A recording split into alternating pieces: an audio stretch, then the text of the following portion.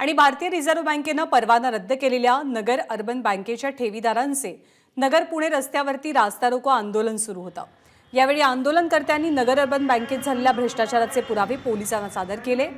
नगर urban बँकेमध्ये ठेवीदारांचे 320 कोटी रुपये अडकून पडलेत। आता बँकेत पैसे अडकल्यामुळे उतारवयात औषधोपचार घेण्यासाठी पैसे काढता येत नाहीयेत, तर काहींच्या घरात लग्न कार्य खोळंबलेली आहे।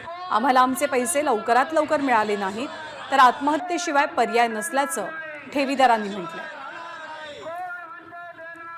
ठेवीदारांशी संवाद साधले आमचे प्रतिनिधी सुनील भोंगळ यांनी। भारतीय रिझर्व्ह बँकेने परवाना रद्द केलेल्या नगर अर्बन बँकेच्या ठेवीदाराने जे आहे नगर पुणे रस्त्यावरती अशा पद्धतीने रास्ता रोको आंदोलन केलेलं आहे।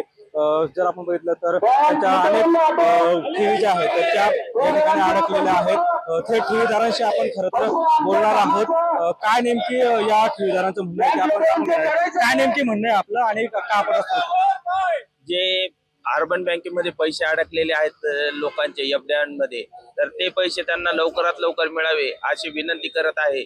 त्याबद्दल आज रस्ता रोको करण्यात आलेला आहे। आमचे पैसे आम्हाला मिळालेच पाहिजे। काय स्थिती तुमची? काय स्थिती? मुलगा घरात ठेवत नाही। मुलगा सांगतो की तू पैसे लेकीला दिले, लेकीला 1 रुपया दिलेला नाही। त्यांनी हाणमार करायची सवार मला 2 वर्ष झाले मी घरात राहत नाही। मी जायचं कुठं, राहायचं कुठं? मी आजी औषधच पेणार, मी जगणार नाही। मला घरात थारा नाही, मला कुठं थारा नाही। किती ठेवी तुमच्या अडकल्या? माझ्या मुलीची माझी 10 लाख रुपये ठेवे तिथं। मी आत्महत्या करणार, मी जगणारच नाही। जगायचं कोणासाठी?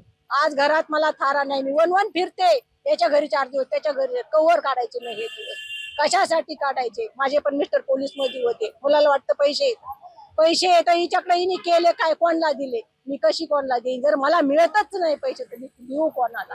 एकंदरीत जर बघितलं तर अतिशय तीव्र भावना ज्या आहेत तर त्या या ठेवीदारांच्या असल्याचं आपल्याला पाहायला मिळतं आहे।